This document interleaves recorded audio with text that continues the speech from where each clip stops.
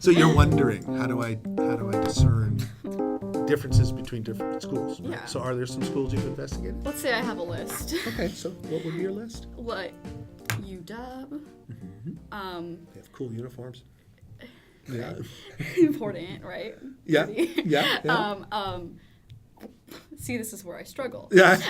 Even knowing the names of the schools is a bit much. Ohio State. Oh God, why Ohio? Okay, Good to know. just Ohio. I lived. Have you ever been to Ohio? Oh, I have a lot of family in Ohio. So you know it's a Oh, place I to hate avoid. Ohio. Thank you. Why am I We've going got it there? on tape. Yeah, I know. Why would you pick that place? Yeah. I've looked at the rankings and they're really high on communication Yeah. and things like that. Well, now see, now you're actually hitting on a something that is truly something that you do want to consider, right? Which is, surprise, surprise. So folks, usually I hear that there's 3 or 4 different variables when people are choosing a school. One of them is how willing are they to travel? Because another piece is, besides how pretty is it, or how cool their football uniforms look, is also, how tied are they to home and wanting to physically be close to family and where they grew up, I know. And for some of us, it's like, can't wait, right? It's kind of like summer school, or going to day camp and I get to leave.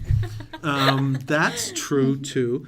So there is some of that. But I think besides the finances and also geography, distance, and there are actually several, not to tease you too much about the appearance, although I do think I agree with you. I think some of that is important.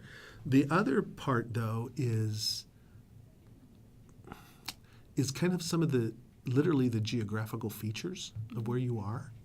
I know more than a few students who left us, graduated last year or 3 years ago, 5 years ago, and they went off to Pullman. They went to Wazoo. I know. Kind of makes you. A lot of people have that reaction. It's a good school. It is a I've good been school. there. It's a fine school. So is Central. So is Eastern. So is Western. So is Evergreen. So is PLU. I mean, most of these schools that have been around any length of time, people don't choose them because they're afraid they're fly by night. It's more like, is it a fit? Is it a fit? Obviously, like you were saying about the rankings of Ohio State. Okay. Wazoo in our state is probably known as the communication school, right? Yeah. I mean, my God, they've got a building named after Kathy Gertson, right? And if you know anything about communication, you know who she was. So, and the other advantage they have is they're sort of like the homegrown school, right? So for folks who still want to stay fairly close to home, and maybe they are leaning towards communication, then really Wazoo is the predominant show in town. Now that doesn't mean they're the only one, but in terms of looking at who's got fantastic programs, whose reputation would you be surfing on as a student, because that plays a part. It plays a part particularly in certain professions, and if the student thinks he or she, this is another part of their career process, right? Their career plan is. Do they see themselves wanting to go into a work-related position, going straight to work after completing their bachelor's? Or do they see themselves going on to grad school? Because then there's 2 different strategies there too. Because certain schools are known for cranking out great undergraduates, and other schools, or like certain professions, like if you're talking law or medicine or counselor, psychologist, therapist, MSW, well, then, the school you pick for an undergrad, you want to have one eye towards grad school then. So that can shape your choice too. Does that make sense? Yeah. So it can be, what's the major? Where do I feel comfortable and at home? Part of that is definitely physical. What does it do for me when I'm on that campus? Because I'm going to be spending a lot of time there. And for most undergrads, if you're doing kind of the traditional stay in the dorm thing for at least the first 2 years, then you want to make sure that you're really at least comfortable, with the topography of the land, honestly, and where you're at. Because you're still paying the same, you're still going to be paying a lot of money no matter what school. You're still taking a lot of time to do what you want to do or need to do. So then you also have some things I think that are kind of like emotional and spiritual returns for you. And then finally too is what is the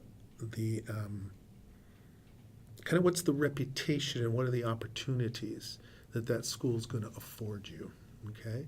And here's something that I usually encourage people to do when they're like, you're thinking Ohio State and you might be thinking 2 or 3 other schools, right? Mm-hmm. So one of the cool things that I know makes a difference is you take the listing of the faculty in that department that you're probably going to land in, and you look at what their thesis work, their research work was in, or what they're doing now. And you can find that out easy enough by just Googling their name. And most universities have profiles on their professors and faculty. Mm-hmm. And so you can look and see what those topics were and what the work is. And that's another wonderful way to kind of separate out the flashy uniforms and the this and that and get down to why am I really at the school, yeah? Mm-hmm. So that's another kind of variable that I encourage students to use. Okay. Is the faculty and their expertise going to be in the area and a match for what I want? Mm-hmm.